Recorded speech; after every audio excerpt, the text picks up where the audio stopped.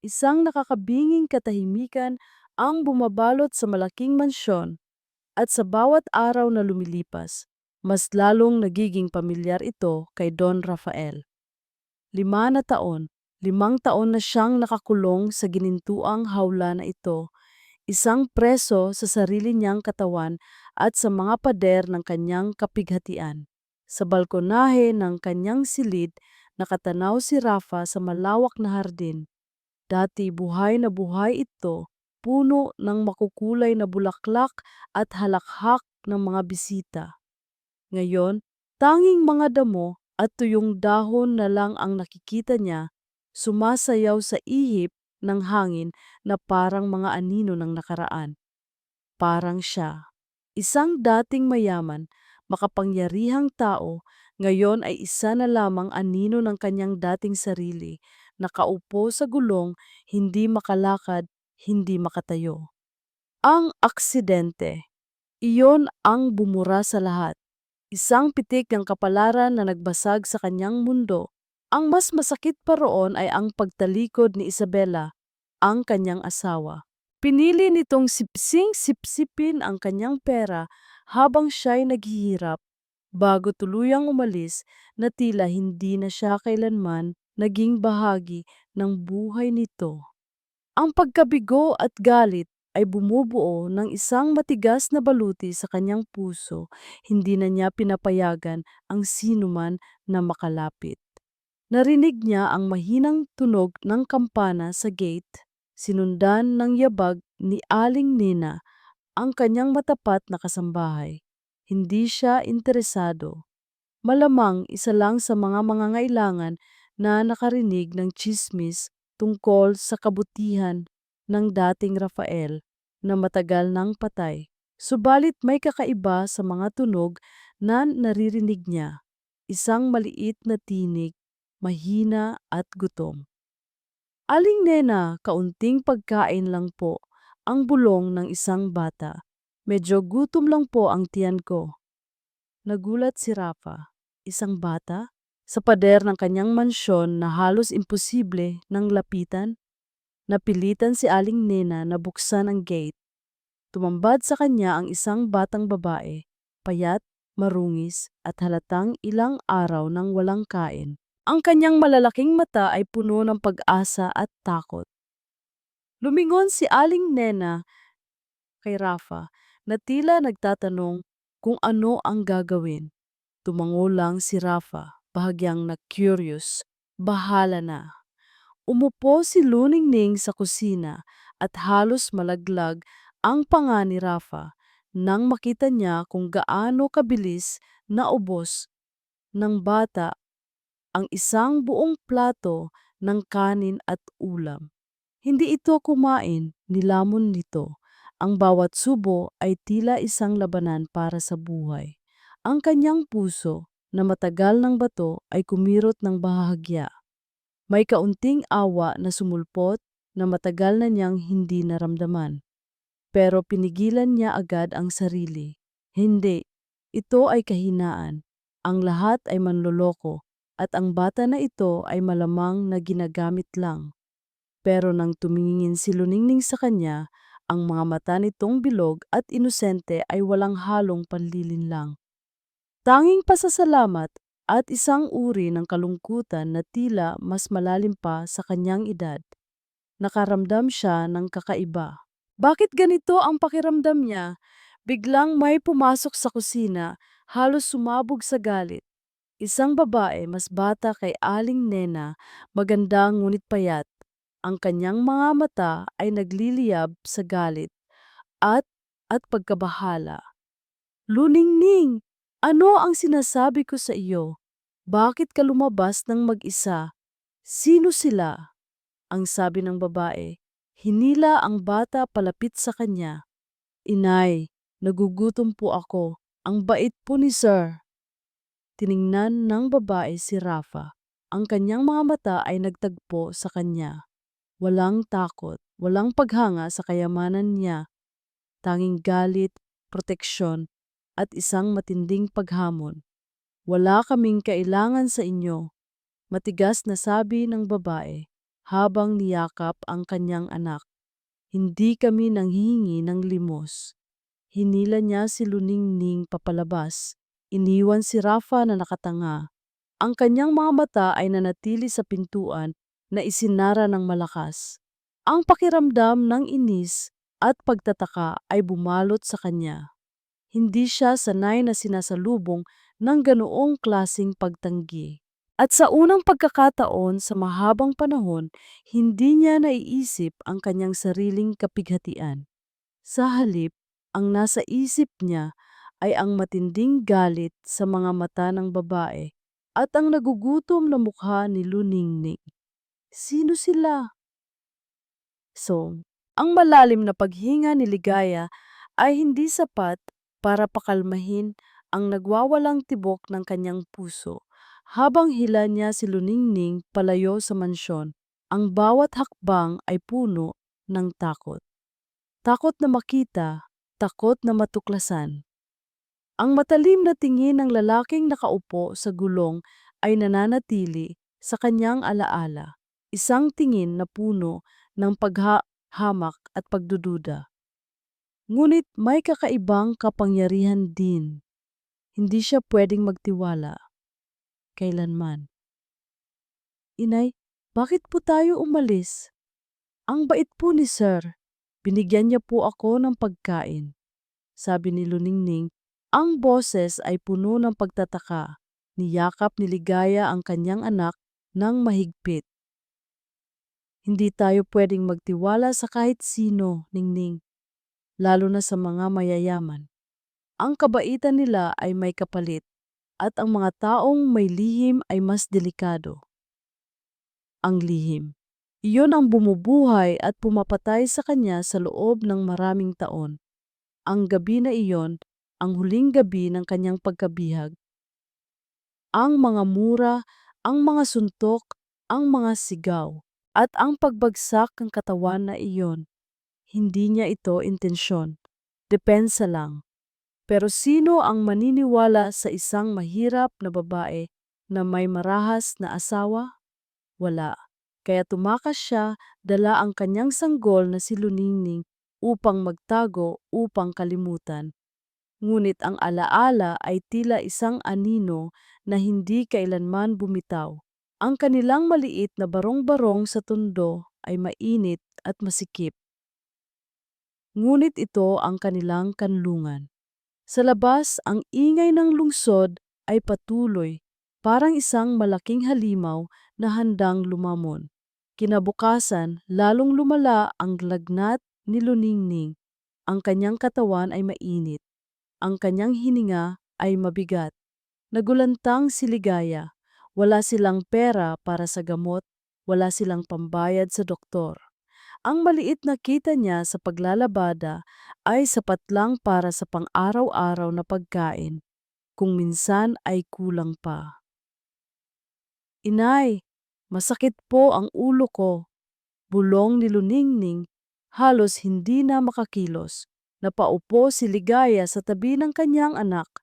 Ang kanyang puso ay nababalot ng takot. Ang kanyang buong buhay ay puro pagtakas, puro pagtatago. Ngayon, ang kanyang anak ang nagbabayad. Patawarin mo ako, anak, bulong niya. Ang mga luha ay nagsimulang dumaloy. Patawarin mo ako. Nang hapong iyon, habang si Ligaya ay abala sa paglalabada, isang mamahaling sasakyan ang huminto sa tapat ng kanilang eskinita. Lumabas mula rito ang isang babaeng may edad na, maputi at malinis ang ayos. Si Aling Nena. Hawak nito ang isang maliit na bag. Ligaya?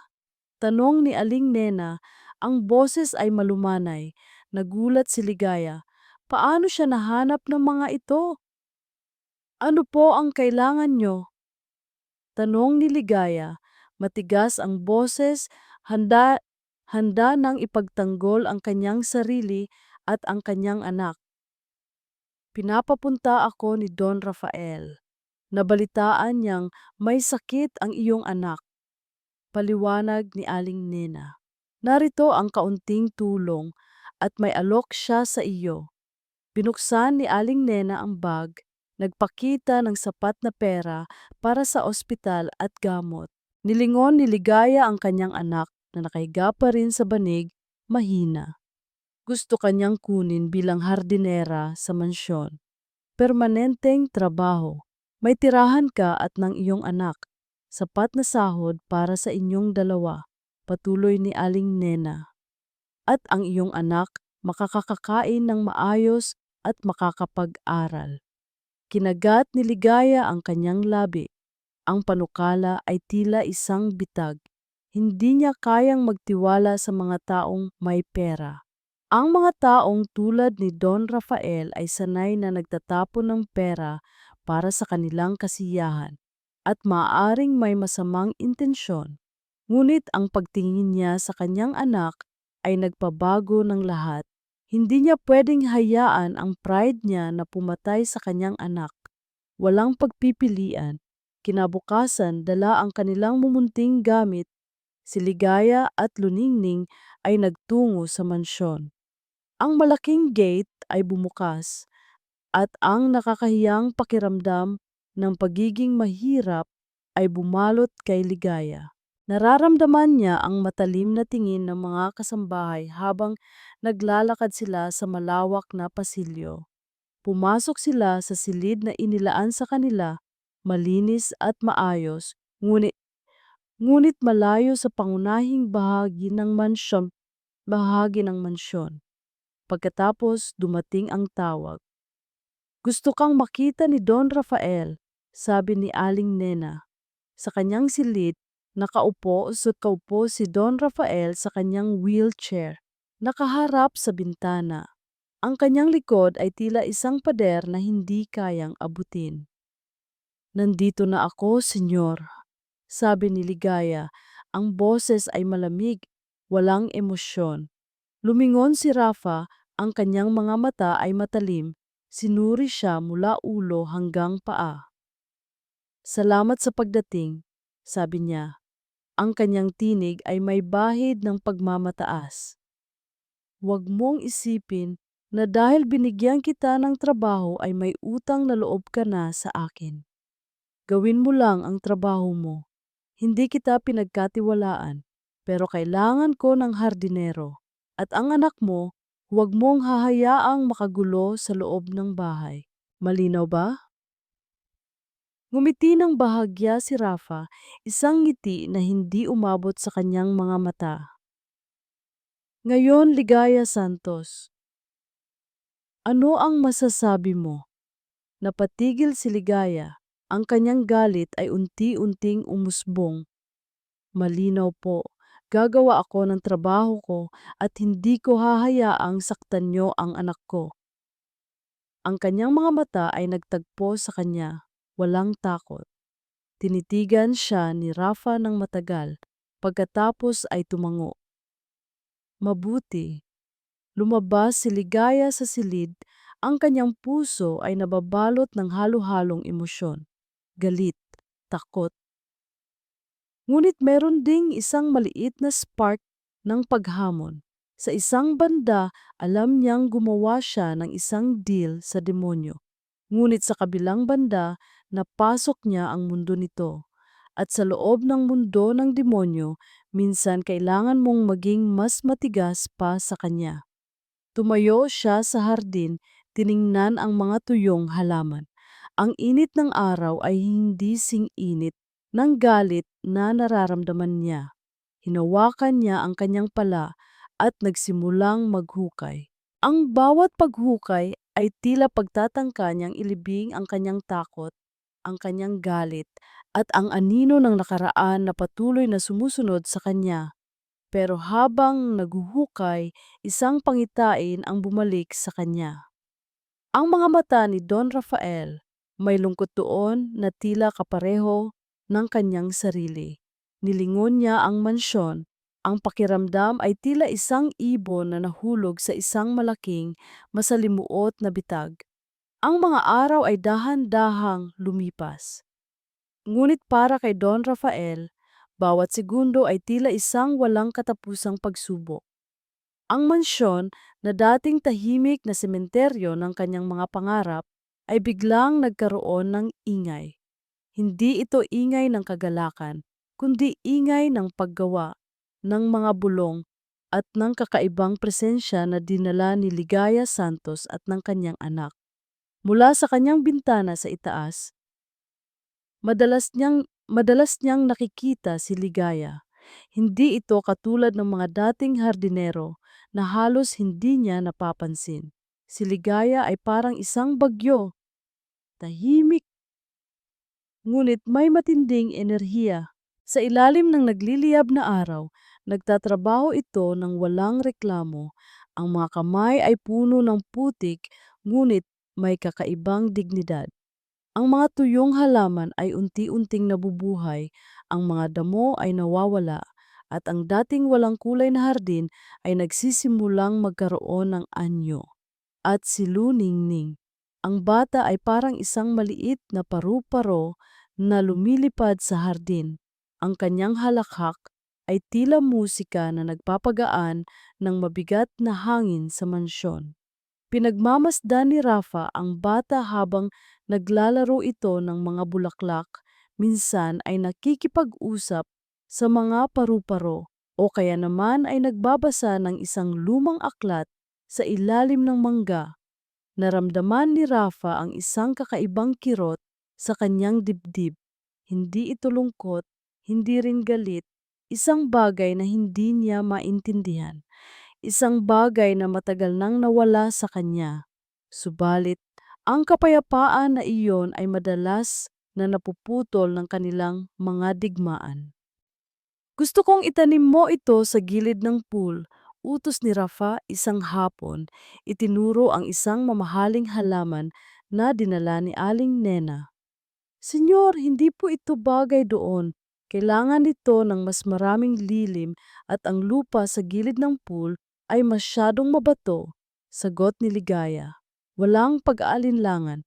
Nagsalubong ang kilay ni Rafa. Ako ang may-ari ng hardin na ito.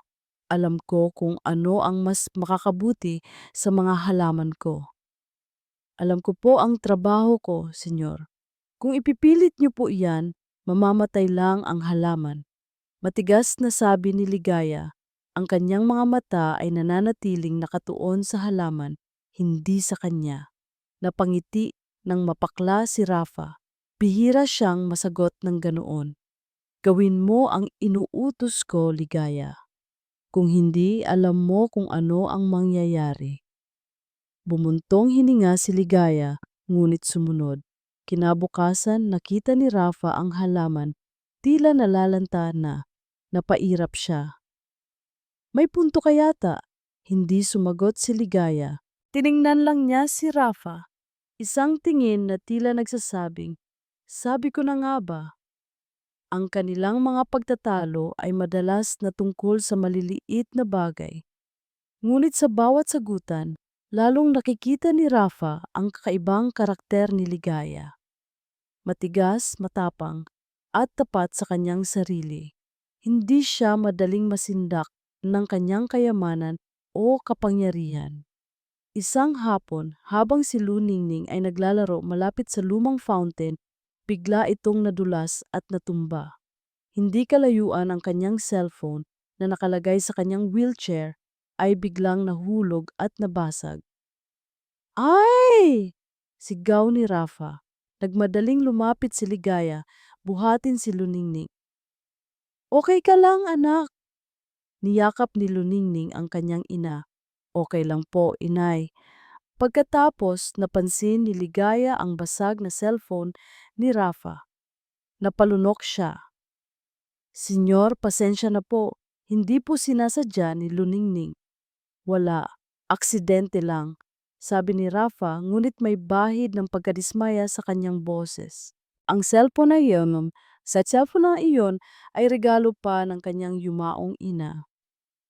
Babayaran ko po iyan, senyor, matigas na sabi ni Ligaya, kahit alam niyang imposible. Huwag na, trabaho mo lang, sagot ni Rafa at pinilit niyang kalimutan ang nangyari. Isang gabi, habang naglalakad si Rafa sa pasilyo, narinig niya ang mahinang himig mula sa hardin. Lumabas siya. Si Ligaya nakaupo sa isang bangko sa ilalim ng buwan habang inuugoy si Luningning sa kanyang kandungan, kinakantahan ito ng isang lumang kundiman. Ang kanyang tinig ay malambing at puno ng pagmamahal. Naalala ni Rafa ang kanyang ina na ganito rin ang ginagawa sa kanya noong bata pa siya.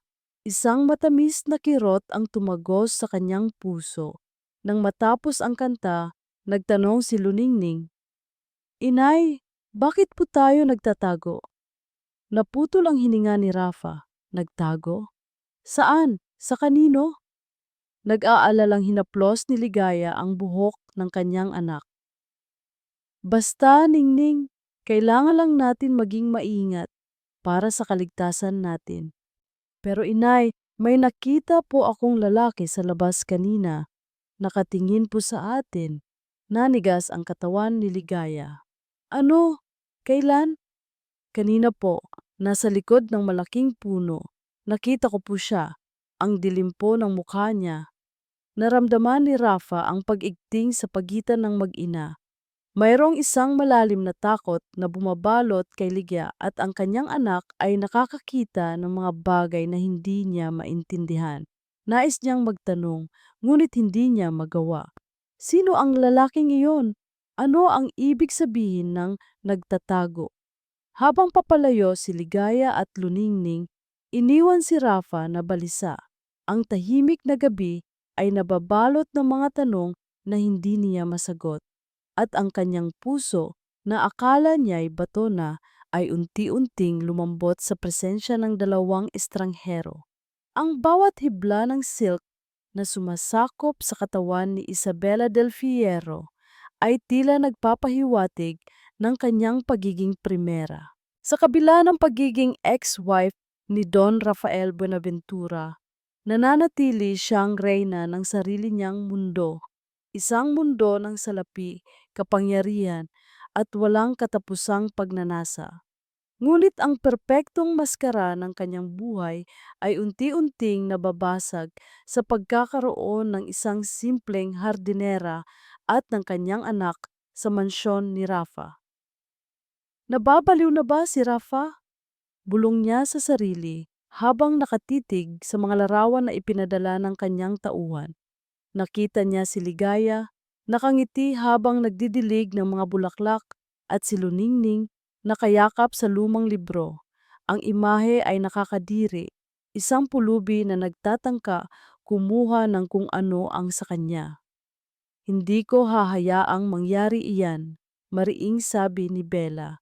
Ang mansyon na iyon, ang kayamanan ni Rafa ay dapat na mapasa kanya. Iyon ang plano at walang sinuman ang pwedeng humadlang. Kumuha siya ng kanyang cellphone at tinawagan si Dr. Elias Hilario. Elias, kailangan nating magkita. Ngayon, ang kanyang boses ay malamig, puno ng awtoridad na hindi kayang tanggihan. Nagkita sila sa isang mamahaling cafe, malayo sa mga matang usisero. Si Dr. Elias, na dati mayabang at propesyonal, ay tila isang takot na daga sa harap ni Bella. May problema, Bella? Tanong ni Dr. Elias, pinilit panatilihing kalmado ang kanyang boses. Ang problema, Elias, ay ang hardinera. At ang bata, sagot ni Bella, mahinang humigop sa kanyang kape. Ano ang nalalaman mo tungkol sa kanila? Wala naman, Bella. Mga bagong trabahador lang sila. Mukhang mabait naman ang babae, sabi ni Dr. Elias, umiiwas ng tingin. Ngumiti si Bella, ngunit ang nangiti ay hindi umabot sa kanyang mga mata. Mabait. Huwag mong subukang bulahin ako, Elias. Alam kong may kakaiba sa babaeng iyan. At si Rafa, tila lumalambot na ang kanyang puso. Hindi ito pwedeng mangyari. Napalunok si Dr. Elias. Pero Bella, ang kondisyon ni Rafa, hindi pa rin siya gumagaling. At ang planong sinabi mo, kung matuklasan iyon, walang matutuklasan, Elias, kung mananahimik ka. Putol ni Bella, matalim ang tingin. Naaalala mo ba ang mga litrato ng kapatid mo, ang kanyang mga transaksyon sa iligal na gamot, ang kanyang pamilya? Nanginig si Dr. Elias. Bella, huwag mong idamay ang pamilya ko. Kung hindi mo gustong madamay sila, gawin mo ang inuutos ko. Ang iyong trabaho ay tiyakin na si Rafael Buenaventura ay mananatiling may sakit, mananatiling umaasa, ngunit hindi kailanman ganap nagagaling. Sabi ni Bella, ang kanyang boses ay puno ng banta. Patuloy mong sabihin sa kanya na ang mga opsyon ay limitado, na ang kanyang kondisyon ay masama, at na ang kanyang sakit sa puso ay nagpapahirap sa anumang posibleng paggaling. Pero may bagong pag-aaral, Bella, na maaring wala, mariing sabi ni Bella. Ang tanging pag-aaral na mahalaga ay ang bank account ko. At ang iyong bank account, syempre, kung hindi, alam mo ang mangyayari. At kailangan mong alamin ang lahat tungkol sa hardinera na iyon. Kailangan nating makahanap ng butas sa kanya. Ang mga taong galing sa mahihirap na lugar ay laging may madilim na nakaraan. Tiningnan ni Bella ang kanyang orasan. May pupuntahan pa ako. Bantayan mo si Rafa at bantayan mo ang hardinera. Huwag mong hahayaang makasira sa lahat ng pinaghirapan ko. Umalis si Bella. Iniwan si Dr. Elias na nanginginig sa takot. Alam niyang nasa ilalim siya ng kapangyarihan ni Bella at wala siyang magawa. Samantala, nagtungo si Bella sa isang pribadong investigator. Kailangan ko ng impormasyon tungkol sa isang babaeng nagngangalang Ligaya Santos. Lahat ng detalye, ang kanyang nakaraan, ang kanyang pamilya, ang kanyang mga pinagtatrabahuhan. Lahat! Nang hapong iyon, nagpunta si Bella sa mansyon. Naka-designer dress at datanas at mataas na takong, tila isang modelo. Nakita niya si Ligaya na naglilinis ng mga dahon. "Oh, nandito ka pala, Ligaya," sabi ni Bella. Ang kanyang boses ay matamis, ngunit puno ng pangungutya. Ang mansyon na ito ay napakalaki para sa isang simpleng hardinera. Tumingin si Ligaya kay Bella. Ang kanyang mga mata ay walang emosyon. "Ginagawa ko lang po ang trabaho ko, ma'am." "Mabuti. Siguraduhin mong hindi ka lumalampas sa iyong mga limitasyon," sabi ni Bella, lumapit sa kanya. Ang mga taong tulad mo na nakikipaghalubilo sa mga mayayaman ay madalas na nagkakamali sa kanilang lugar. Hindi lahat ng ginto ay kumikinang at hindi lahat ng magandang panukala ay may magandang intensyon. Ngumiti si Bella, isang ngiti na tila isang patalim. "Maaari mo lang akong ituring na isang matandang kaibigan ni Don Rafael. At bilang isang kaibigan, kailangan kong tiyakin na walang sinuman ang nagtatangkang saktan siya o ang kanyang kayamanan." Tinalikuran ni Bella si Ligaya at naglakad palayo. Pakiramdam niya'y tagumpay. Alam niyang nagtanim siya ng takot sa puso ng hardinera. Pag-uwi niya, isang envelope ang naghihintay sa kanya. Ang report mula sa private investigator. Binuksan niya ito at unti-unting lumabas ang mga litrato at dokumento.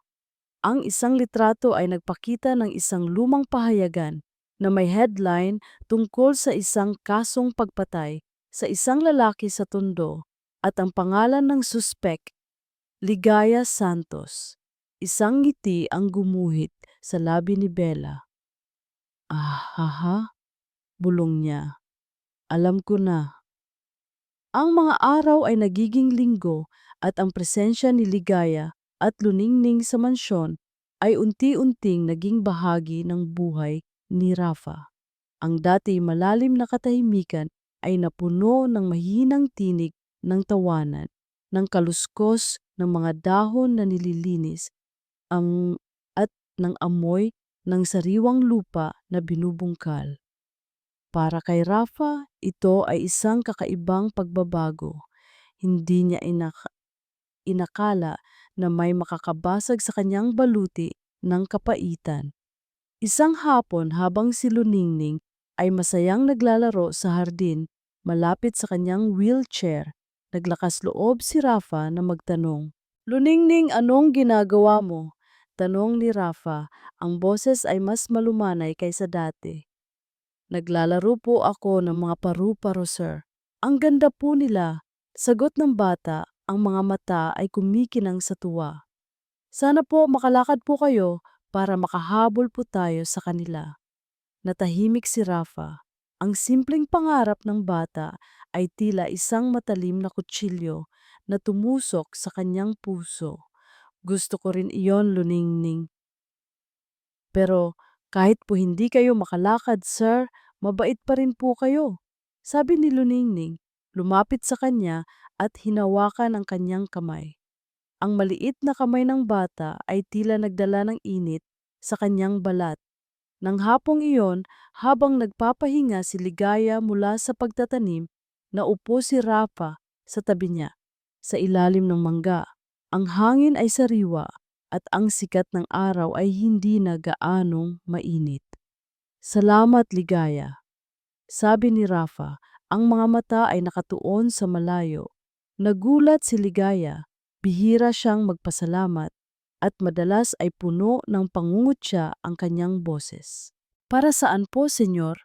Para sa hardin at para kay Luningning, sagot ni Rafa, at sa unang pagkakataon, nakita ni Ligaya ang isang bakas ng kalungkutan sa kanyang mga mata, hindi galit. Matagal na akong nakakulong dito, hindi lang sa katawan ko, kundi sa galit ko. Pero si Luningning, siya ang nagdala ng liwanag, at ikaw nagdala ka ng buhay. Tumingin si Ligaya sa kanya, at sa oras na iyon nakita niya hindi ang mapagmataas na milyonaryo, kundi ang isang lalaking sugatan, tulad niya. Senyor, hindi po madali ang buhay, sabi ni Ligaya, ang kanyang boses ay malumanay. May mga sugat po tayo na hindi nakikita ng mata. Pero hindi po ibig sabihin yan, hindi na tayo pwedeng maging masaya.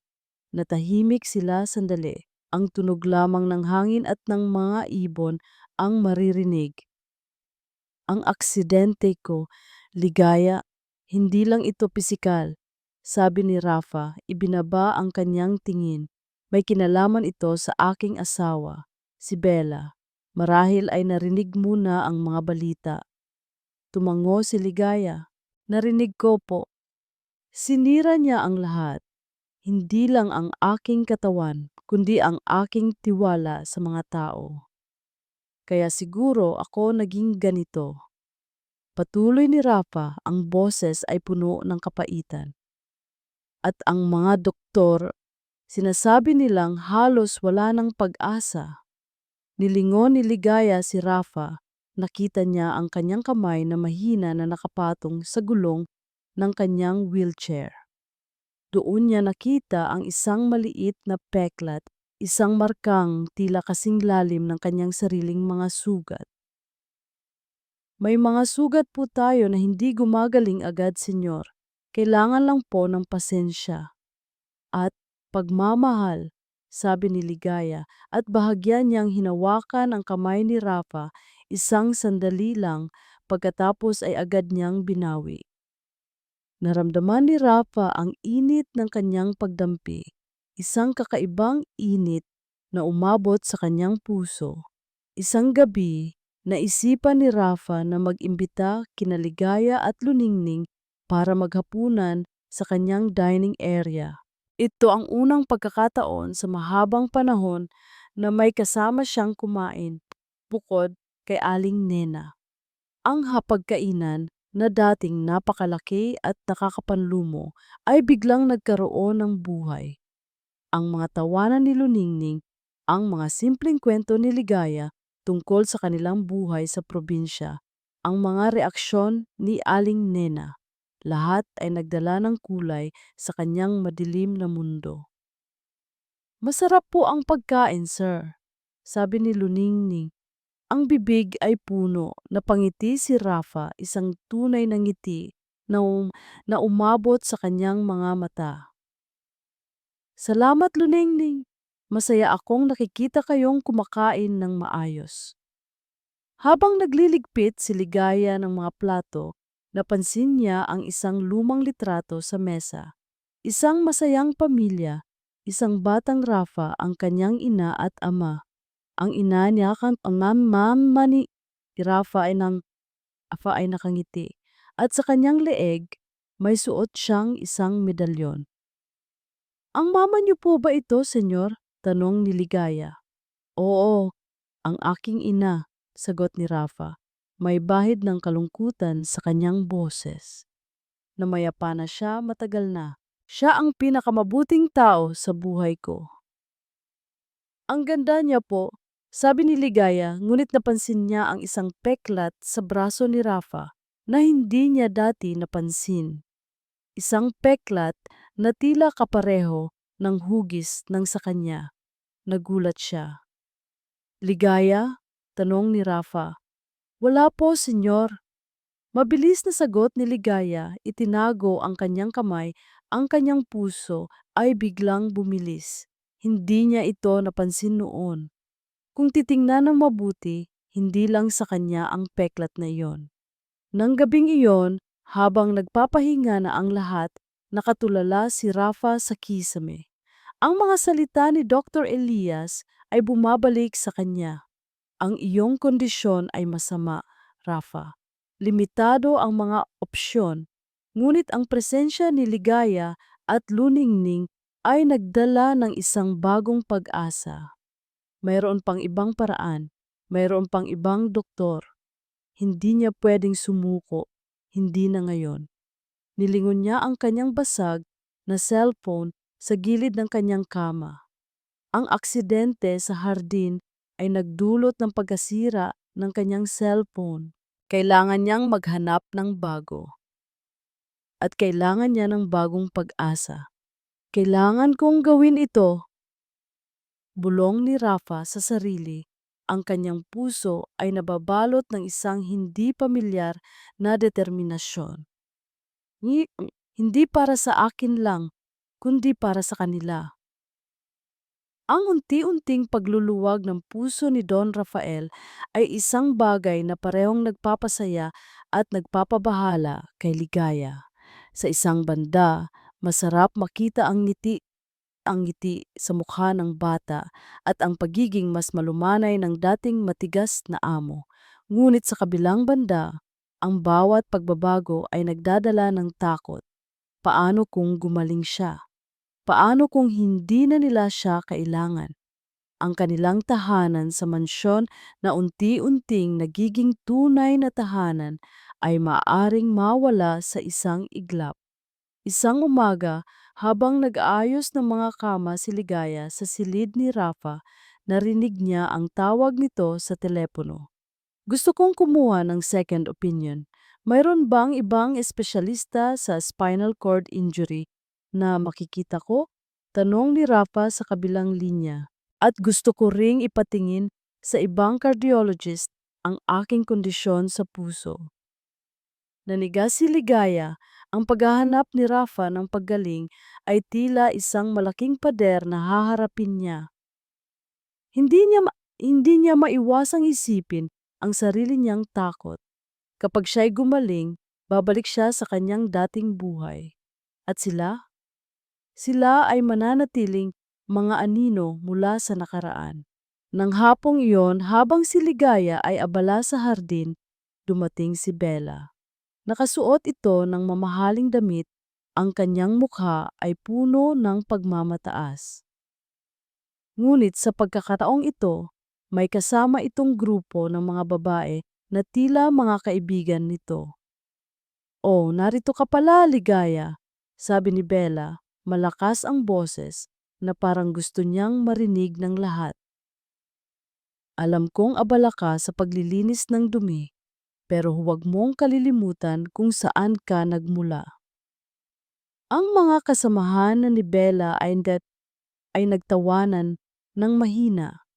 Naramdaman ni Ligaya ang init na umaakyat sa kanyang pisngi. Ang mga tingin ng iba pang kasambahay ay tila may halong awa at paghuhusga. Ginagawa ko lang po ang trabaho ko, ma'am, sagot ni Ligaya, pilit na pinananatili ang kanyang boses na kalmado. Well, siguraduhin mong ginagawa mo lang ang trabaho mo. Ang mansyon na ito ay may mahabang kasaysayan, Ligaya. At ang mga kasaysayan ay minsan naulit, sabi ni Bella. Ang kanyang tingin ay matalim, puno ng babala. Hindi lahat ng bago ay maganda, at hindi lahat ng matagal nang naririto ay madaling mawala. Umalis si Bella kasama ang kanyang mga kaibigan. Iniwan si Ligaya na nanginginig sa galit. Alam niyang may tinutukoy si Bella tungkol sa kanya, tungkol sa nakaraan niya. Pagkatapos ng ilang araw, habang naglilinis si Ligaya sa ilalim ng kanyang kama, may nahulog na isang lumang pahiyagan mula sa ilalim ng banig. Isang balita mula sa nakaraan. Ang headline, lalaki patay sa tondo, suspek, babae. Ang larawan sa pahayagan ay malabo, ngunit ang pangalan ay malinaw, Ligaya Santos. Nanigas ang kanyang katawan. Sino ang naglagay nito doon? Sino ang nakakaalam? Isang gabi, habang naghuhugas siya ng mga pinggan, may tumunog na notification sa lumang telepono na ipinahiram sa kanya ni Aling Nena. Isang text message mula sa unknown number. Alam ko ang ginawa mo, Ligaya. Ang nakaraan ay hindi kailanman nagtatago ng matagal.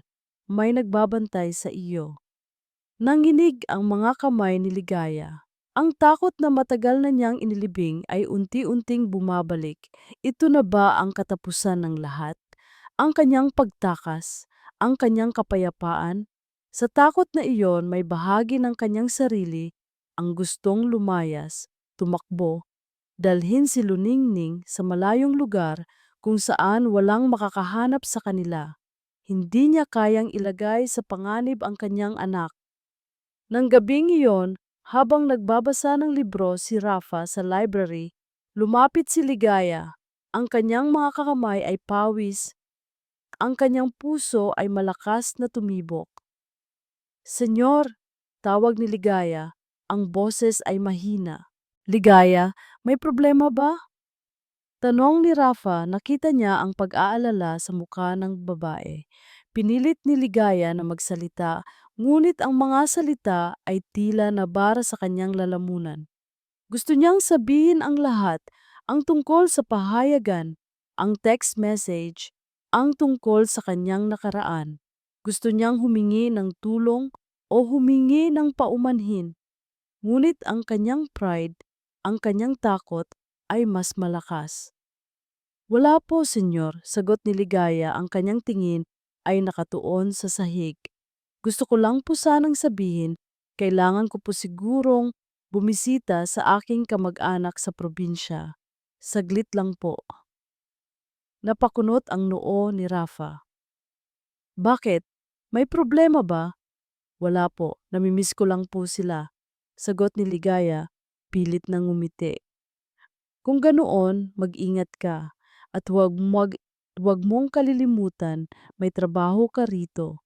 Sabi ni Rafa, may bahid ng pagdududa sa kanyang boses. Nilingon ni Ligaya si Rafa. Alam niyang hindi ito naniniwala sa kanya.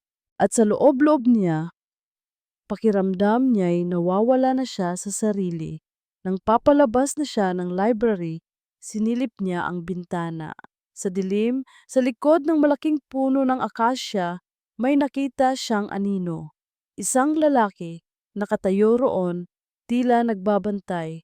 Nagulat si Ligaya. Ang kanyang puso ay halos lumabas sa kanyang dibdib.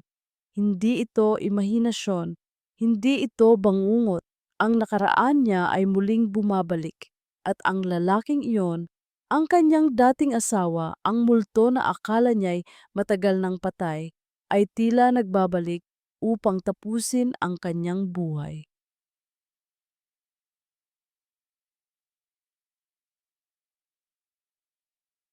Ang pag-alis ni Ligaya para bisitahin ang kamag-anak ay nag-iwan ng malalim na butas sa mansyon at higit sa lahat sa puso ni Don Rafael. Ang dating ingay ng mga tawanan ni Luningning at ang kaluskos ng paglilinis sa hardin ay napalitan ng isang mapanglaw na katahimikan. Hindi siya naniwala sa dahilan ni Ligaya. Mayroon itong itinatago, isang bagay na mas malaki kaysa sa simpleng pagbisita sa kamag-anak. Ang paghahanap ni Rafa ng ikalawang opinyon para sa kanyang kondisyon ay patuloy. Nagsimula siyang magbasa ng mga medikal na pag-aaral, nakipag-ugnayan sa mga dayuhang doktor online, at unti-unting napagtanto na mayroong higit pa sa kanyang kalagayan kaysa sa sinabi ni Dr. Elias Hilario.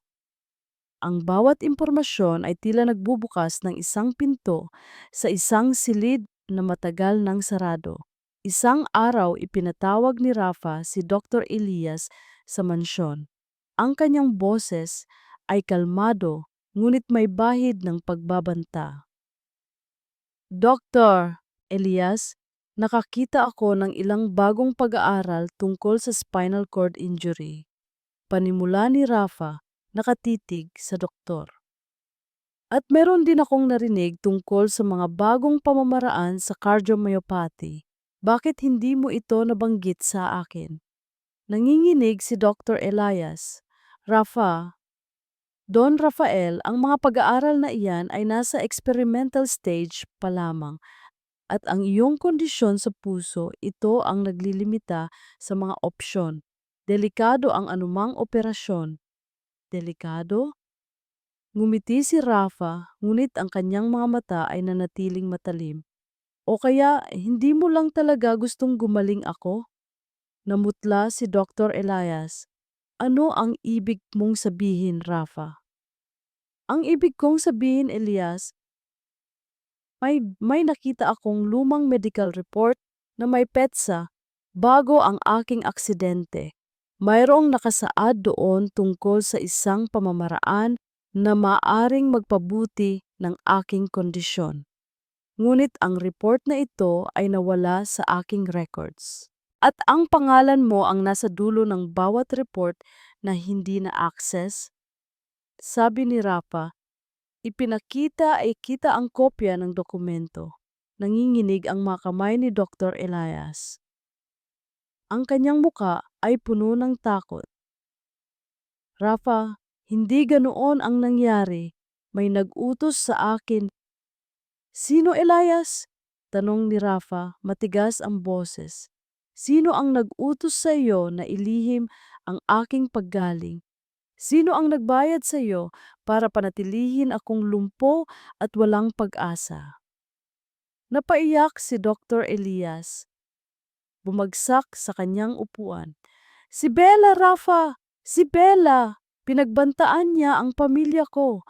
Ang aking kapatid ay may utang sa mga ilegal na grupo at si Bella ang nagbayad sa kanila kapalit ng aking katahimikan. Kung hindi ko siya susundin, sisirain niya ang buhay ng kapatid ko at ng kanyang mga anak. Nagulat si Rafa. Si Bella? Pero bakit? Gusto niyang manatili kang may sakit, Rafa. Gusto niyang kontrolin ang lahat ng iyong ari-arian. Kung gumaling ka, mawawala ang kanyang kapangyarihan. Siya ang nagbigay sa akin ng mga maling diagnosis. Siya ang naglagay ng mga maling impormasyon sa iyong records. Lahat ng ito ay plano niya. Patuloy ni Dr. Elias, hikbi ng hikbi. Nagsisisi ako, Rafa. Sobra, pero wala akong pagpipilian. Inabot ni Dr. Elias ang isang sobre mula sa kanyang bag. Narito ang mga ebidensya, Rafa.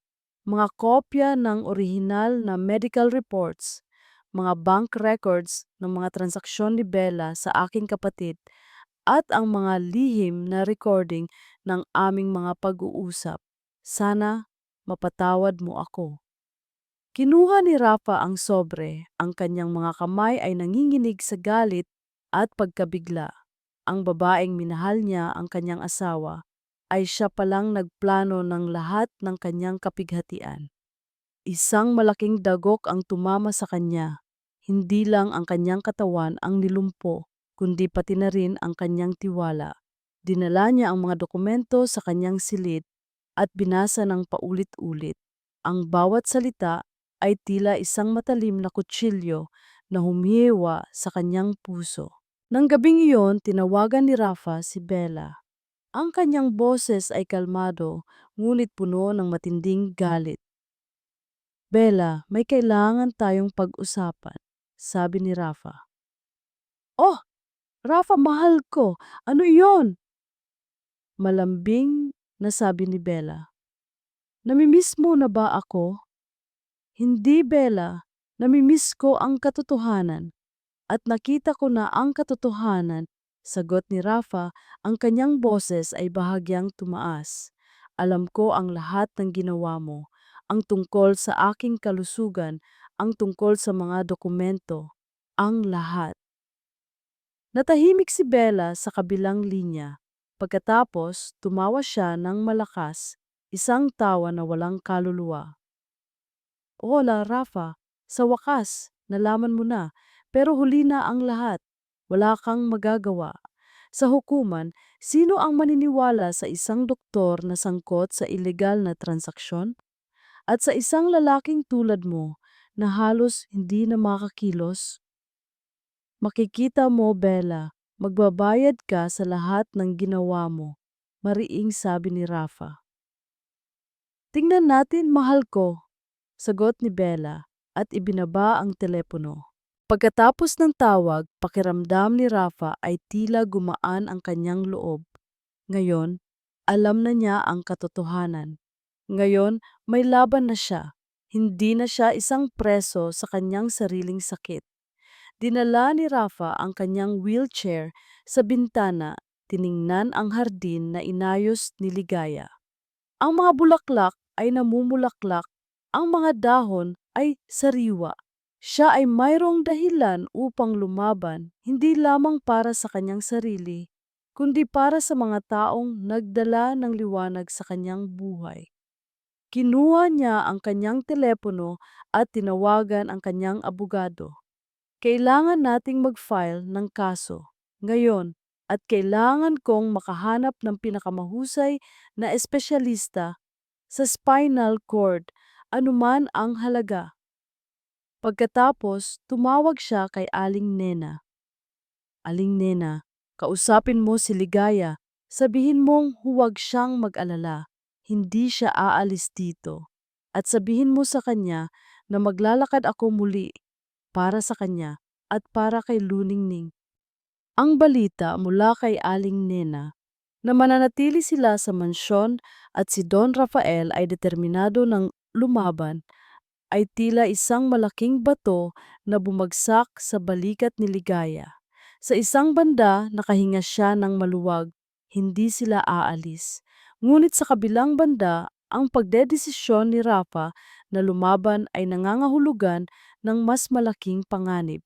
Ang takot na matagal na niyang pinipigilan ay muling bumalik, mas matindi kaysa dati. Nagsimula ang pananagasan ni Bella. Sa loob lamang ng ilang araw, ang mga tabloid at online news ay napuno ng mga headline tungkol kay Don Rafael Buenaventura. Ngunit hindi ito tungkol sa kanyang paggaling, kundi tungkol sa isang eskandalo. Mayaman na lumpo, nakikipag-ugnayan sa hardinera? Bago at matanda, ang lihim na relasyon ng milyonaryo at ang kanyang kasambahay. Sino ang hardinera na pumatay sa kanyang asawa? Nanginginig ang mga kamay ni Ligaya habang binabasa ang maatay ko gaya mga artikulo sa lumang pahayagan na inabot sa kanya ni Aling Nena. Ang kanyang litrato, bagaman malabo, ay naroroon, kasama ang litrato ni Rafa. Ang kanyang nakaraan, na matagal na niyang inilibing, ay muling binungkal. Aling Nena, totoo po ba ito? Tanong ni Ligaya. Ang kanyang boses ay nanginginig. Hay Ligaya, ang masasamang tao talaga. Sagot ni Aling Nena, ang muka ay puno ng awa. Yan si Senyora Bella, galit na galit dahil nalaman ni Don Rafael ang kanyang masamang balak. Gusto niyang sirain ang buhay mo at ni Don Rafael. Ngunit ang pinakamasakit ay ang huli, ang tungkol sa pumatay sa kanyang asawa. Nalaman na ito ni Bella. Ibig sabihin alam na rin ito ni Don Rafael. Magagalit ba siya? Pandirihan? Palayasin ba sila? Ang takot ay halos lumamon sa kanya. Hindi pa natatapos ang araw, dumating si Bella sa mansyon kasama ang isang grupo ng mga reporter. Ngunit sa pagkakataong ito, hindi ito pumasok ng tahimik. Direkta itong nagtungo sa hardin kung saan nagtatrabaho si Ligaya. Ligaya Santos, halika rito! Sigaw ni Bella. Ang kanyang boses ay matinis, puno ng galit. Lumapit si Ligaya, ang kanyang puso ay malakas na tumibok. Tingnan niyo ang babaeng ito, mga kaibigan. Sabi ni Bella sa mga reporter, itinuro si Ligaya. Siya ang nagtatangkang sirain ang pamilya ko, ang nagtatangkang kunin ang aking asawa at ang aking ari-arian. At ang mas masahol pa, isa siyang mamamatay tao. Biglang nagkagulo ang mga reporter, nagpaparamihan sa pagkuha ng litrato at video. Ang mga salita ni Bella ay tila mga paningit na tumatama sa puso ni Ligaya. Hindi po totoo iyan, ma'am. Depensa ni Ligaya. Ang kanyang boses ay halos hindi marinig sa gitna ng ingay. Oh, hindi totoo? Ngumiti si Bella, isang ngiti na puno ng pangungutya. Kung ganoon, bakit mo itinago ang iyong nakaraan? Bakit ka tumakas mula sa tondo? Bakit ang iyong anak, si Luningning, ay walang ama? Sabihin mo sa kanila, Ligaya, sabihin mo sa lahat kung ano ang tunay mong pagkatao. Ting, biglang huminga ng malalim si Ligaya, ang kanyang mga mata ay nanlabo sa luha. Ang lahat ng mga tao ng pagtatago, ng pagtakas, ay parang isang pelikula na muling bumalik sa kanyang isip. Sa gitna ng kaguluhan, dumating si Don Rafael, nakaupo sa kanyang wheelchair, kasama si Aling Nina. Ang kanyang mukha ay puno ng galit, ngunit hindi kay Ligaya. Bella, tama na, sigaw ni Rafa. Wala kang karapatang gawin ito. Hindi mo sila pwedeng sirain. O Sir Rafa, mahal ko, sabi ni Bella, kunwari ay nasasaktan. Ipinagtatanggol mo pa rin ang babaeng ito? Hindi mo ba alam ang kanyang nakaraan? Hindi mo ba alam na isa siyang kriminal? Alam ko, Bella, at mas alam ko kung sino ka. Mariing sabi ni Rafa. Umalis ka sa aking mansyon, ngayon din. Kung hindi, ipapatawag ko ang mga security at ipapakulong kita sa kasong paninirang puri. Umiti si Bella. Tingnan natin, Rafa.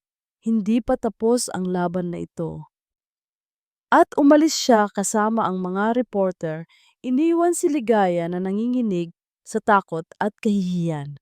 Nang gabing iyon, hindi makatulog si Ligaya. Ang mga salita ni Bella ay patuloy na umalingaw-ngaw sa kanyang isip. Mamamatay tao, kriminal. Wala na siyang mapagtataguan. Ang mundo ay nakakita na sa kanya. Lumapit siya kay Luningning na mahimbing na natutulog. Hinaplos niya ang buhok ng bata. Patawarin mo ako, anak. Wala na akong mapagtataguan. Kinuha niya ang kanyang maliit na bag at nagsimulang ilagay ang ilang damit. Kailangan niyang umalis. Kailangan niyang dalhin si Luningning palayo sa gulo na ito bago pa mahuli ang lahat. Nang papalabas na siya ng kanilang silid, sinalubong siya ni Rafa, nakaupo sa kanyang wheelchair. Saan ka pupunta, Ligaya? Tanong ni Rafa. Ang kanyang boses ay malungkot. Aalis na po kami, senyor. Sagot ni Ligaya, hindi makatingin sa kanya. Hindi ko na po kayang manatili rito. Masyado na pong delikado para kay Luningning. Huwag kang umalis, Ligaya. Sabi ni Rafa, hinawakan ang kanyang kamay. Hindi kita hahayaan. Alam ko ang nakaraan mo at wala akong pakialam. Mahalaga ka sa akin. Mahalaga si Luningning. Protektahan ko kayong dalawa. Tiningnan ni Ligaya si Rafa, ang kanyang mga mata ay puno ng luha. Ang kanyang tiwala ay matagal nang nawala, ngunit ang mga salita ni Rafa ay tila nagbigay ng isang maliit na pag-asa sa kanyang pusong sugatan. Pero senyor, mayroon po akong utang sa batas. Bulong ni Ligaya. Hindi ka nag-iisa. Haharapin natin ito ng magkasama. Sagot ni Rafa, ang kanyang tingin ay puno ng determinasyon. Sa oras na iyon, may kumatok sa pintuan. Isang pulis, nakauniporme, ang nakatayo roon. Ligaya Santos? Tanong ng pulis. Mayroon po kaming warrant of arrest para sa inyo. Nanigas ang katawan ni Ligaya. Ang kanyang puso ay halos tumalon mula sa kanyang dibdib. Sa likod ng pulis, nakita niya si Bella nakangiti ng mapanukso.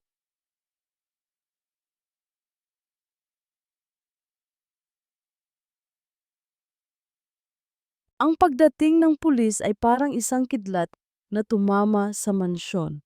Ang mukha ni Ligaya ay namutla. Ang kanyang mga mata ay nanlabo sa takot. Naramdaman ni Don Rafael ang lamig sa kanyang sarili. Hindi niya hahayaang mangyari ito. Hindi niya hahayaang mahuli si Ligaya. Sandali! Ano ang ibig sabihin nito? Tanong ni Rafa, ang kanyang boses ay may awtoridad na hindi matatawaran. Sir, mayroon po kaming warrant of arrest para kay Miss Ligaya Santos. May kaso po siyang kinakaharap na may kinalaman sa isang insidente noong nakaraang taon, paliwanag ng pulis. Pinakita ang dokumento. Sa likod ng pulis, nakita ni Rafa si Bella. Nakatayo roon, may mapanuksong ngiti sa kanyang labi. Ibig sabihin, ito ang gawa niya. May kaso man o wala, hindi niyo siya pwedeng dalhin ng walang abogado. Hinihingi ko ang karapatan niya na makipag-usap sa kanyang abogado, mariing sabi ni Rafa. Aling Nena, tawagan mo ang abogado ko. Ngayon din. Habang si Aling Nena ay nagmamadali, napilitan si Ligaya na umupo sa sofa. Ang kanyang mga kamay ay nanginginig at ang kanyang mga luha ay nagsimulang dumaloy. Lumapit si Rafa sa kanya, hinawakan ang kanyang kamay. Ligaya, sabihin mo sa akin ang lahat. Bulong ni Rafa, ang kanyang boses ay puno ng pag-unawa. Hindi ako huhusga. Nais kong tulungan ka. Humihikbi si Ligaya at dahan-dahan nagsimula siyang magkwento. Ang tungkol sa kanyang dating asawa, si Mang Tonyo. Isang lalaking abusado, isang lalaking nagdulot sa kanya ng matinding sakit at pagdurusa. Mahal ko po siya noon, senyor. Sabi ni Ligaya, ang kanyang boses ay mahina. Pero nagbago po siya. Naging malupit. Binubugbog po niya ako, araw-araw. At si Luningning, nakikita niya ang lahat. Kinagat ni Ligaya ang kanyang labi, ang mga luha ay patuloy na dumadaloy. Isang gabi, senyor, lasing na lasing po siya. Nag-away po kami. Sinabi niya na kukunin niya si Luningning sa akin. Sinaktan po niya ako. Hindi ko na po kinaya. Niyakap ni Ligaya ang kanyang sarili. Ang kanyang katawan ay nanginginig sa alaala. Nagdilim po ang paningin ko, Senyor. May nakita po akong bato sa lupa. Pinulot ko po. At, at hinampas ko po siya. Nagdilim ang lahat. Nang magising ako, wala na po siya. Wala na si Mang Tonyo. Natahimik ang lahat. Ang tanging maririnig ay ang hikbi ni Ligaya. Napatigil si Rafa. Ang kanyang puso ay kumirot. Naaalala niya ang sarili niyang sakit, ang kanyang sariling pagkabigo. Naiintindihan niya ang galit, ang takot, ang kawalan ng pag-asa. Ligaya, sabi ni Rafa, hinawakan ang kanyang mukha, pinunasan ang kanyang mga luha. Hindi mo kasalanan iyon. Ginawa mo lang ang kailangan mong gawin para protektahan ang iyong sarili at ang iyong anak. Pero Senyor, isang mamamatay tao po ako, bulong ni Ligaya, puno ng kahihiyan. Hindi! Isa kang inang nagaprotekta sa kanyang anak, maring sabi ni Rafa. At hindi kita iiwan. Haharapin natin ito ng magkasama. Ipapanalo natin ito. Nang dumating ang abogado ni Rafa, nagkaroon ng mahabang pag-uusap. Pinilit ni Rafa na sabihin ni Ligaya ang lahat, bawat detalye.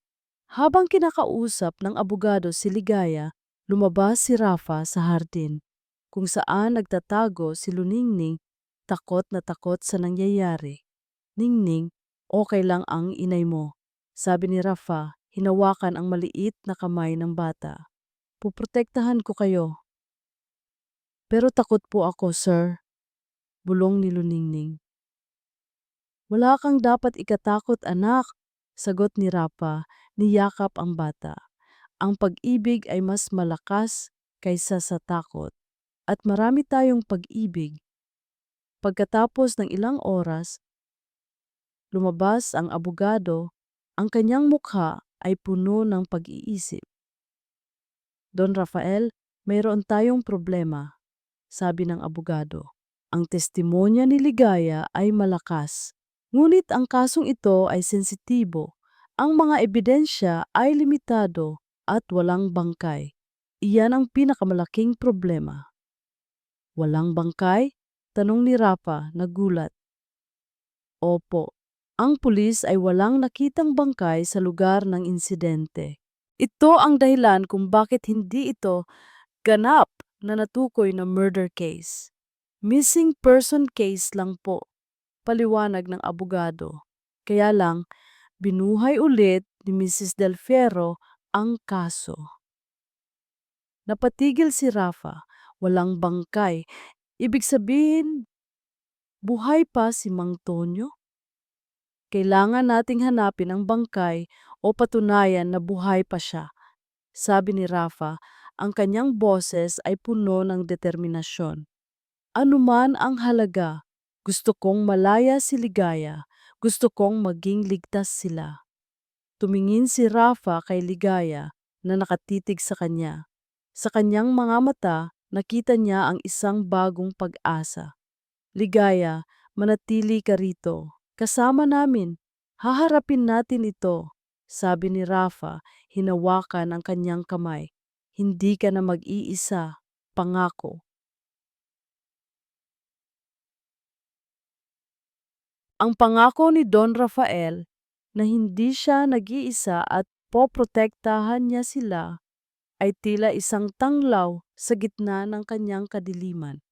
Ngunit ang kapayapaan na iyon ay panandalian lamang. Alam niya sa kanyang puso na hindi pa tapos ang laban. Ang nakaraan ay tila isang multo na patuloy na bumabalik upang guluhin ang kanyang buhay. Nagkaroon ng mga pag-uusap sa abogado, mabaga, mga paghahanap ng ebidensya, at ang pagtatangka na patunayan na si Ligaya ay kumilos lamang para sa depensa sa sarili. Ngunit ang banta mula kay Bella ay patuloy. Isang hapon, habang si Ligaya at Luningning ay masayang naglalaro sa hardin, hinahabol ang mga paru-paro. Biglang may narinig silang malakas na busina mula sa gate ng mansyon. Isang itim na van ang huminto at mula rito ay lumabas ang isang lalaki, matangkad, payat. Ang kanyang muka ay may mga peklat at ang kanyang mga mata ay matalim, puno ng galit. Ang kanyang buhok ay mahaba at magulo. Nakasuot siya ng maruming t-shirt at kupas na pantalon. Nanigas si Ligaya. Ang kanyang puso ay halos lumabas sa kanyang dibdib. Hindi! Hindi ito totoo! Hindi ito posible! Inay? Tanong ni Luningning. Ang boses ay puno ng pagtataka. Luningning, huwag kang lalapit sa kanya. Sigaw ni Ligaya, niyakap ang kanyang anak ng mahigpit. Ang lalaki ay naglakad papalapit sa kanila. Isang ngiti ang gumuhit sa kanyang labi. Isang ngiti na kinamumuhian ni Ligaya. Ligaya, akala mo'y nakatakas ka na sa akin, ano? Sabi ng lalaki, ang kanyang boses ay malamig, puno ng pagbabanta. Hindi ka na pala namatay, Mang Tonyo, ang iyong asawa, ang ama ng iyong anak. Hindi makapaniwala si Ligaya. Buhay pa si Mang Tonyo, ang multo ng kanyang nakaraan ay muling nagbalik. Ano ang kailangan mo? Tanong ni Ligaya, pilit na pinananatili ang kanyang boses na matatag. Ang kailangan ko, ikaw, at ang anak ko, sagot ni Mang Tonyo, ang kanyang tingin ay nakatuon kay Luningning. Hindi ka na magtatago sa akin. At ang anak ko, siya ang pwedeng magdala ng maraming pera sa akin. Nakita ko ang mga balita tungkol sa iyo at sa milyonaryong iyon. Mayaman ka na pala ngayon. Nagsimulang umiyak si Luningning, niyakap ng mahigpit ang kanyang ina. Inay, takot po ako.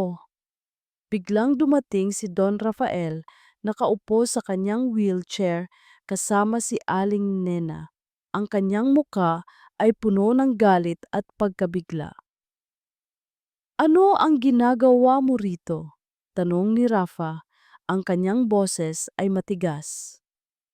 Oh, narito na pala ang milyonaryo, sabi ni Mang Tonyo, ngumiti ng mapanukso. Siya ba ang bagong kabit mo, Ligaya? Mukhang mayaman. Baka pwedeng kumuha ako ng kaunting pera sa kanya. Umalis ka rito, sigaw ni Rafa. Wala kang karapatan dito. May karapatan ako sa anak ko, sabi ni Mang Tonyo, at bigla niyang inagaw si Luningning mula kay Ligaya. Halika anak, sumama ka kay Papa. Hindi, hindi, bitiwan mo ang anak ko. Sigaw ni Ligaya, pilit na hinahabol si Luningning. Nagsimulang umiyak ng malakas si Luningning, pilit na kumakawala mula sa hawak ni Mang Tonyo. Inay, Sir Rafa, tulungan niyo po ako. Sinubukan ni Rafa na gumalaw, ngunit ang kanyang katawan ay hindi niya masunod. Ang kanyang kondisyon ay lumala dahil sa matinding stress. Naramdaman niya ang isang matalim na sakit sa kanyang dibdib. Ang kanyang paningin ay nagsimulang lumabo. Biglang bumagsak si Rafa mula sa kanyang wheelchair. Ang kanyang kamay ay nakahawak sa kanyang dibdib. Ah! Sigaw niya sa sakit. Rafa! Don Rafael! Sigaw ni Aling Nena, nagmamadaling lumapit sa kanya. Ngumiti si Mang Tonyo. Tingnan mo! Mukhang mamamatay na ang iyong milyonaryo. Ngayon, sino ang magliligtas sa iyo, Ligaya? Sa oras na iyon, dumating si Bella, kasama ang kanyang mga tauhan at mga reporter. Ang kanyang ngiti ay mas masama kaysa sa ngiti ni Mang Tonyo. O anong eksena ito? Sabi ni Bella, kunwari ay nagulat. Ang hardinera at ang kanyang dating asawa at ang milyonaryong lumpo namamatay na? Nilingon ni Bella ang mga reporter. Huwag niyo itong palampasin, mga kaibigan. Ito ang tunay na drama, ang pagtatapos ng pagmamahalan ng hardinera at ng milyonaryo. Hinila ni Mang Tonyo si Luningning papalayo. Sumama ka na sa akin, anak. Hindi! Hindi! Sigaw ni Ligaya, pilit na hinahabol sila. Ngunit pinigilan siya ng mga tauhan ni Bella. Inay! Inay! Sigaw ni Luningning. Ang kanyang boses ay unti-unting lumayo. Naramdaman ni Ligaya ang kawalan ng pag-asa. Nawawala si Luningning, nawawala si Rafa, ang lahat ay nawawala. Ang kanyang mundo ay gumuho. Niyakap niya ang kanyang sarili, bumagsak sa lupa, at humikbi ng malakas. Ang kanyang mga luha ay pinaghalong galit, takot at kawalan ng pag-asa. Luningning, anak ko. Ang sakit ay kumalat sa buong katawan ni Don Rafael. Ngunit ang matinding kirot sa kanyang puso ay hindi dulot ng kanyang karamdaman. Ito ay galit. Galit para kay Ligaya na nawala ng anak. Galit para kay Luningning na kinuha mula sa kanyang ina. At galit sa kanyang sarili dahil sa kawalan niya ng kakayahan na protektahan sila. Don Rafael! Kumalma po kayo! Sigaw ni Aling Nina habang pilit na inaayos ang kanyang kumot. Hindi ako pwedeng kumalma, Aling Nena. Sagot ni Rafa, ang kanyang boses ay nanginginig. Nawawala si Luningning. Hindi ko hahayaang mangyari ito. Dinala si Rafa sa ospital. Habang nakahiga siya sa kama, mahina at halos walang lakas, ang kanyang isip ay gumagana ng mabilis. Naisip niya ang mga dokumento na ibinigay ni Dr. Elias. Ang mga ebidensya laban kay Bella. Hindi na niya pwedeng maghintay. Ito na ang huling laban. Tawagan mo ang abogado ko, Aling Nena. Utos ni Rafa, ang kanyang boses ay mahina ngunit puno ng determinasyon. Gusto kong magpatawag ng press conference. Ngayon na. At gusto kong tawagan mo si Dr. Elias. Kailangan ko siya.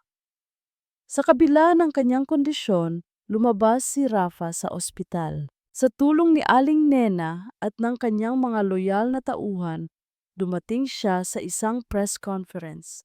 Nakaupo siya sa kanyang wheelchair, ang kanyang mukha ay maputla, ngunit ang kanyang mga mata ay nagliliyab sa apoy. Kasama niya ang kanyang abogado at si Dr. Elias Hilario, na nanginginig sa takot ngunit determinado ng magsabi ng katotohanan.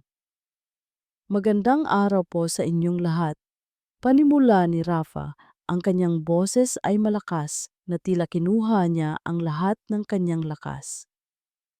Nandito po ako ngayon hindi para magkwento tungkol sa aking sakit, kundi para ibunyag ang katotohanan. Ang katotohanan tungkol sa pagtataksil, kasakiman at kasinungalingan.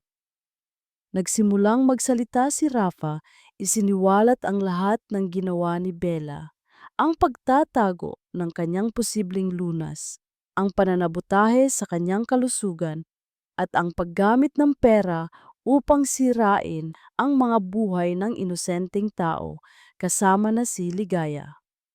Pagkatapos ni Rafa, tumayo si Dr. Elias. Ang kanyang mga kamay ay nanginginig habang hawak ang mikropono. Ako po si Dr. Elias Hilario. Panimula niya, ang kanyang boses ay halos hindi marinig. At ako po ang isa sa mga ginamit ni Isabela del Fierro upang magsinungaling kay Don Rafael. Pinagbantaan niya ang aking pamilya. Ngunit hindi na po ako pwedeng manahimik. Handa po akong harapin ang anumang kahihinatnan para sa aking ginawa. Ibinigay ni Dr. Elias ang lahat ng ebidensya, mga recording, mga dokumento at ang kanyang detalyadong testimonya. Ang mga reporter ay nagkagulo. Ang bawat salita ay tila apoy na naglalabas ng katotohanan. Ang balita ay mabilis na kumalat. Si Bella del Ferro, na dating pinagkakatiwalaan at respetado ay biglang naging sentro ng isang malaking iskandalo. Samantala, matagumpay na nahanap ng abogado ni Rafa ang lugar kung saan dinala ni Mang Tonyo si Luningning, isang lumang bodega sa isang malayong lugar. Kinabukasan, lumusob ang mga awtoridad sa bodega. Si Ligaya, kasama ang ilang security guards na ipinadala ni Rafa, ay sumama. Ang komprontasyon ay magulo. Si Mang Tonyo, lasing at galit, ay pilit na ipinagtatanggol si Luningning. Ngunit sa huli, wala siyang nagawa. Nahuli siya ng mga pulis. "Inay!" sigaw ni Luningning, tumakbo papalapit kay Ligaya. Niyakap ni Ligaya ang kanyang anak ng mahigpit, ang mga luha ay dumaloy sa kanyang pisngi. "Salamat sa Diyos, anak ko. Salamat sa Diyos." Habang nangyayari ang lahat, si Rafa ay nakahiga sa ospital. Ang stress ng lahat ng nangyari ay nagdulot ng malubhang paglala ng kanyang kondisyon sa puso. Ngunit sa kabila ng lahat, mayroon siyang desisyon. "Dr. Elias," sabi ni Rafa nang bisitahin siya ng doktor, "mayroon bang anumang pag-asa para sa aking spinal cord? Anumang eksperimental na paggamot?" "Mayroon po, Rafa. Mayroong isang bagong procedure na ginagawa sa Singapore. Pero mataas po ang risk," paliwanag ni Dr. Elias, puno ng pag-aalala. "Mayroon din po kayong problema sa puso, kaya doble ang panganib.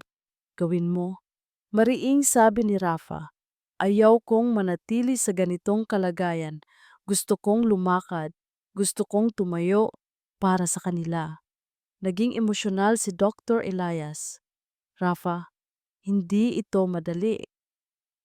Alam ko, Elias, pero kailangan kong gawin para sa kapatawaran ko at para sa isang bagong simula," sagot ni Rafa. Naghanda si Rafa para sa operasyon. Bago siya pumasok sa operating room, dumating si Ligaya at Luningning. "Don Rafael," sabi ni Ligaya, ang kanyang mga mata ay puno ng luha. "Salamat po sa lahat. Kung anuman ang mangyari, hinding-hindi po namin kayo malilimutan." Hinawakan ni Rafa ang kamay ni Ligaya. "Hindi. Haharapin natin ito ng magkasama. Hintayin niyo ako. Maglalakad ako muli." Hinalikan ni Rafa ang noo ni Luningning. "Maging mabait ka sa inay mo, anak. Babalik ako." Pagkatapos, pumasok si Rafa sa operating room. Ang mga ilaw ay tumutok sa kanya at ang kanyang mundo ay unti-unting dumilim. Makalipas ang ilang oras, lumabas ang doktor. "Matagumpay ang operasyon," sabi ng doktor. "Ngunit ang paggaling ay matagal at hindi pa natin masasabi kung gaano kalaki ang kanyang paggaling." Nakahiga si Rafa sa kanyang kama pagkatapos ng operasyon. Ang kanyang katawan ay masakit. Ang kanyang isip ay malabo. Ngunit sa kanyang puso, mayroon siyang isang pangarap na makalakad muli. Dahan-dahan binuksan ni Rafa ang kanyang mga mata. Sa tabi niya, nakaupo si Ligaya at Luningning, hawak ang kanyang kamay. Ang kanilang mga muka ay puno ng pag-asa. Sinubukan ni Rafa na igalaw ang kanyang mga paa. Naramdaman niya ang isang bahagyang kirot, isang pamilyar na sensasyon, ngunit hindi niya pa ito makagalaw ng lubusan. Tiningnan niya si Ligaya, ang kanyang mga mata ay puno ng determinasyon. "Ligaya," bulong ni Rafa, ang kanyang boses ay mahina. "Hindi pa tapos." Ang paggising ni Don Rafael matapos ang operasyon ay tila isang bagong simula. Hindi lamang para sa kanya, kundi para rin kina Ligaya at Luningning. Ang mga araw ay naging linggo at ang mga linggo ay naging buwan habang si Rafa ay dahan-dahang lumalaban para sa kanyang paggaling at counting. Araw-araw sinasamahan siya ni Ligaya sa kanyang physical therapy. Bawat maliit na paggalaw ng kanyang daliri sa paa, bawat bahagyang pagtaas ng kanyang binti, ay isang malaking tagumpay na ipinagdiriwang nila. "Galingan mo, Senyor," masiglang sabi ni Luningning habang nakaupo sa tabi ni Rafa, hawak ang kanyang kamay. Isang hapon, sa hardin na inayos ni Ligaya, sinubukan ni Rafa na tumayo gamit ang isang walker. Ang kanyang mga paa ay nanginginig. Ang kanyang katawan ay mahina. Ngunit sa tulong ni Ligaya at ang mga ngiti ni Luningning, dahan-dahan, nagsimula siyang lumakad. Ang unang hakbang, ang ikalawang hakbang. Bawat hakbang ay puno ng sakit at hirap, ngunit puno rin ng pag-asa. Ang mga luha ay dumaloy sa pisngi ni Ligaya habang pinapanood niya si Rafa, ang taong dating nakakulong sa kanyang wheelchair at sa kanyang kapaitan, ngayon ay pilit na lumalaban para sa isang bagong simula. "Nagtagumpay ka, Senyor," sabi ni Ligaya. Niyakap siya ng mahigpit. "Naglakad ka na!" Ngumiti si Rafa, ang kanyang muka ay puno ng kagalakan at pagod. "Salamat, Ligaya. Salamat sa iyo." Samantala, ang kapalaran ni Isabela, Bella del Fierro ay hindi gaanong masaya. Matapos ang pagbubunyag ni Rafa at ni Dr. Elias, naging sentro si Bella ng isang malaking eskandalo sa buong bansa. Ang kanyang mga transaksyon, ang kanyang pananabutahe sa kalusugan ni Rafa, at ang kanyang pagtatangka na sira si Ligaya ay lumabas sa publiko. Sa hukuman, nawala ang kanyang mga kaso. Ang kanyang kayamanan ay unti-unting nawala. Ang kanyang mga kaibigan ay tinalikuran siya. Naging tampulan siya ng panlalait at kahihiyan.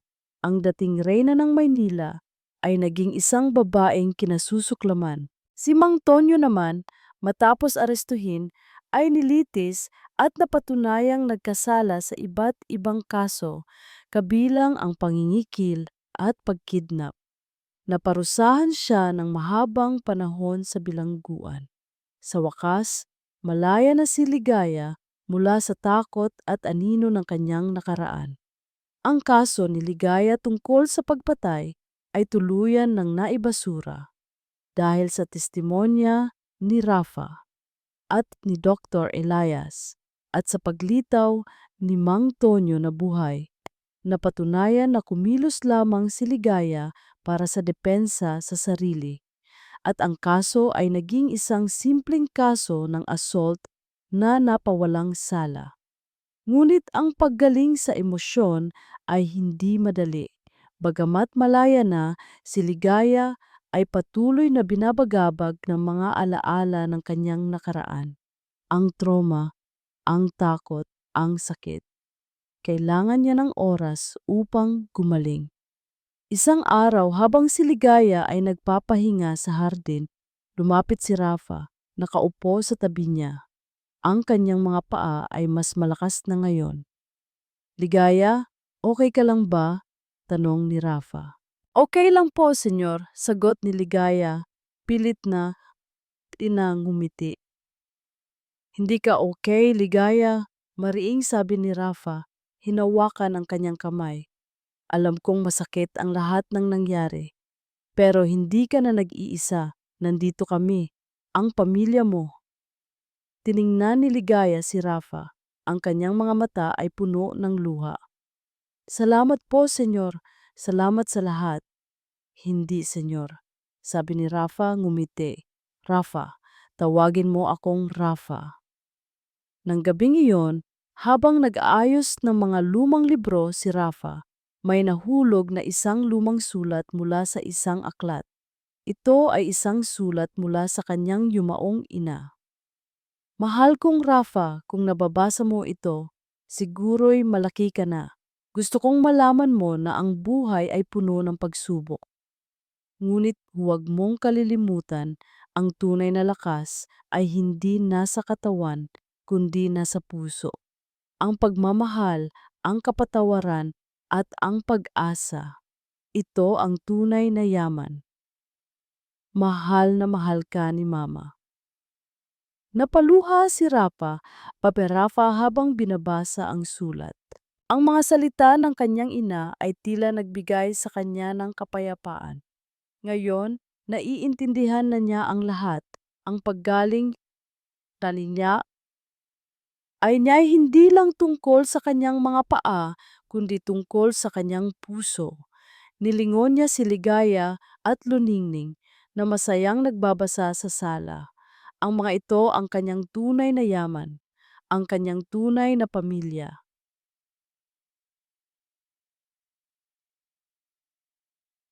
Ang bawat hakbang ni Don Rafael ay tila isang milagro. Hindi na niya kailangan ang wheelchair, bagamat gumagamit pa rin siya ng tungkod paminsan-minsan. Ang kanyang katawan ay hindi paganap na gumaling, ngunit ang kanyang espiritu ay mas malakas kaysa dati. Ang mansyon na dating sementeryo ng kanyang pag-asa ay ngayon ay naging isang tahanan puno ng buhay, tawanan at pagmamahal. Isang umaga, habang ang araw ay sumisikat sa silangan, si Rafa, Ligaya at Luningning ay magkasamang nagtatanim ng mga bagong halaman sa hardin. Ang lupa ay malambot sa kanilang mga kakamay at ang hangin ay sariwa. Ito po, Sir Rafa, sabi ni Luningning, abot ang isang maliit na punla para po sa pag-ibig. Ngumiti si Rafa, kinuha ang punla at dahan-dahang itinanim. Salamat anak! Ang pag-ibig ang pinakamahalaga sa lahat. Nilingon niya si Ligaya na nagdidilig ng mga bulaklak. Ang kanyang muka ay payapa.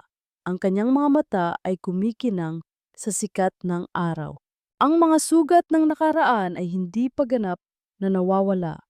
Ngunit ang mga ito ay natatakpan na ng mga bagong pag-asa at kaligayahan. Naalala mo, Ligaya, noong una kang dumating dito? Tanong ni Rafa, isang ngiti ang gumuhit sa kanyang labi. Matigas ka, ayaw mong tanggapin ang tulong ko. Tumawa si Ligaya.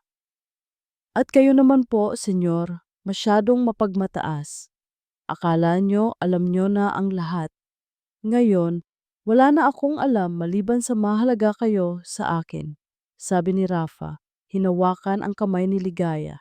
Isang hapon, nag-hiking sila sa isang kalapit na burol. Si Rafa, kasama ang kanyang tungkod, ay dahan-dahang umakyat. Si Ligaya ay nasa tabi niya. Sinusuportahan siya. Si Luningning naman ay masayang nagtatakbuhan sa unahan. Nang makarating sila sa tuktok, tiningnan ni Rafa ang tanawin. Ang malawak na kapatagan, ang mga puno, ang mga ulap sa kalangitan. Lahat ay tila bago sa kanyang paningin. Ang ganda po, Sir Rafa, sigaw ni Luningning. Oo, anak, sagot ni Rafa, niyakap si Ligaya. Ang ganda ng buhay. Kung kasama mo ang mga mahal mo sa buhay. Naramdaman ni Rafa ang kapayapaan na matagal na niyang hinahanap. Ang kanyang karamdaman ay hindi na isang sumpa, kundi isang bahagi ng kanyang paglalakbay. Ito ang nagdala sa kanya kay Ligaya at Luningning. Ito ang nagturo sa kanya ng tunay na kahulugan ng pag-ibig at pagpapatawad. Nang gabing iyon, habang kumakain sila ng hapunan, nakaramdam si Rafa ng isang kakaibang kaligayahan. Ang hapagkainan na dating malaki at nakakapanlumo, ngayon ay puno ng tawanan at pagmamahalan. Alam niyo, Ligaya, sabi ni Rafa, tiningnan ang kanyang pamilya. Dati, ang akala ko ang himala ay ang makalakad muli. Ang akala ko ang kaligayahan ay ang pagiging perpekto ng katawan. Tiningnan niya si Ligaya, ang kanyang mga mata ay puno ng pagmamahal. Pero ngayon, naiintindihan ko na, ang tunay na himala ay hindi ang paggaling ko. Ang tunay na himala ay ang inyong dalawa. Ang pagmamahal mo, Ligaya, ang pag-asa na dinala mo sa akin, at ang liwanag na dinala ni Luningning. Ang himala po ay nasa puso, Sir Rafa, sabi ni Ligaya. Ngumiti. Tama ka, Ligaya. Ang himala ay tayo. Ang pamilyang ito, ang pagmamahal na binuo natin mula sa mga abo ng nakaraan, sabi ni Rafa, hinawakan ang kamay ni Ligaya at luningning. Niyakap ni Rafa ang kanyang ang kanyang pamilya. Sa sandaling iyon, naramdaman niya ang init ng pagmamahal, ang tunay na himala. Ang mga taon ay lumipas at ang mansyon ng mga Buenaventura ay hindi na lamang isang bahay kundi isang simbolo ng pag-ibig, pagpapatawad at pag-asa. Si Ligaya, na dating isang takot na hardinera, ay naging ilaw ng tahanan. Si Luningning, ang batang nagdala ng liwanag, ay lumaki ng may ngiti sa kanyang mga mata at pagmamahal sa kanyang puso. At si Don Rafael, na dating isang bilanggo ng kanyang sariling kapaitan, ay naging isang haligi ng lakas at inspirasyon. Hindi pa rin ganap na gumaling ang mga paa ni Rafa, ngunit hindi na ito mahalaga. Nagagawa na niyang lumakad ng walang tulong, bagamat may kaunting hirap. Ngunit ang bawat hakbang ay isang patunay ng kanyang determinasyon. Ang kanyang puso, na minsay balot ng galit, ay ngayon ay puno ng pagmamahal at pagpapatawad. Naging aktibo si Rafa sa kanyang negosyo, ngunit sa pagkakataong ito, hindi lang pera ang kanyang hangarin. Itinatag niya ang Liwanag Foundation, isang organisasyon na tumutulong sa mga taong may spinal cord injuries at mga biktima ng domestic violence. Tulad ni na Rafa at Ligaya, naging advokasya niya ang pagbibigay ng pag-asa at pangalawang pagkakataon sa mga nawalan na ng pag-asa. Si Ligaya, sa tulong ni Rafa, ay nagtapos ng kanyang pag-aaral at naging isang aktibong miyembro ng foundation. Ginagamit niya ang kanyang karanasan upang magbigay ng lakas at inspirasyon sa ibang mga kababaihan na nakaranas ng karahasan. Ang kanyang boses, na dating puno ng takot, ay ngayon ay malakas at malinaw, nagbibigay pag-asa sa mga walang boses. Si Luningning naman, lumaki bilang isang matalino at mapagmahal na dalaga. Naging top student siya sa kanyang klase at nagpasya na mag-aral ng medisina. Inspirasyon ang paglaban ni Rafa at ang pagmamahal ng kanyang ina. Isang hapon, sa hardin na ngayon ay puno ng mga makukulay na bulaklak at buhay. Nagkaroon ng maliit na selebrasyon. Ang anibersaryo ng araw na nagkita sina Rafa at Ligaya. Masaya ako, bulong ni Ligaya kay Rafa, habang magkatabi silang nakaupo sa isang bangko nakatanaw sa lumulubog na araw. Ako rin, Ligaya, sagot ni Rafa, hinawakan ang kanyang kamay. Hindi ko inakala na may darating na ganoon sa buhay ko. Isang himala.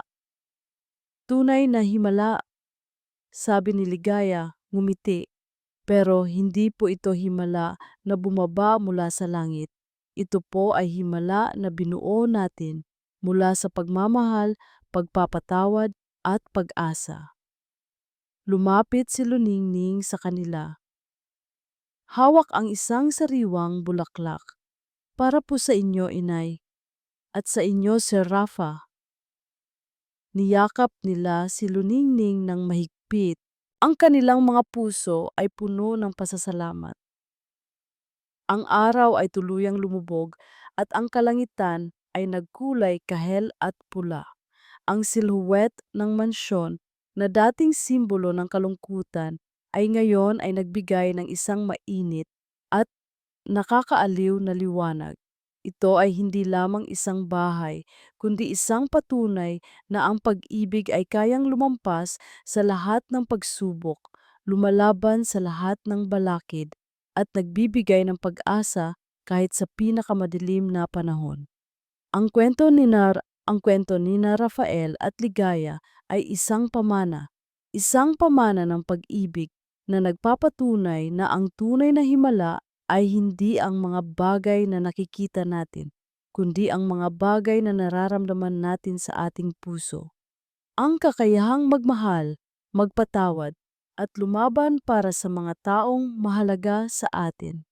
Ito ang pinakamahalagang himala sa lahat.